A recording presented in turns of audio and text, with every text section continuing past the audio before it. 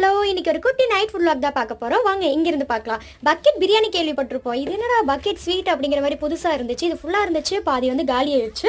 அதுக்கப்புறமா லட்டு, பாதுஷா இது எல்லாமே கொஞ்சம் மிக்ஸ் பண்ணி வாங்கிட்டு வந்திருந்தாங்க. அதுலேயே பாதி காலி. அப்புறமா பார்த்தீங்கன்னா பாயசம், இது எல்லாமே பார்த்தீங்கன்னா கேரளாலேருந்து கொண்டு வந்தது.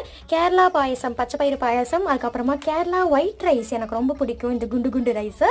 அதுக்கப்புறமா பார்த்தீங்கன்னா சிக்கன் கிரேவி பார்த்தீங்கன்னா நல்லா சுண்டை வச்சு இப்போ சூப்பராக இருக்கும் சாப்பிட்றதுக்கு, அப்போ சாப்பிட்றத விட. அப்புறமா வந்து தோசை வந்துட்டு சுட்டுட்ருக்கேன் சைடில்.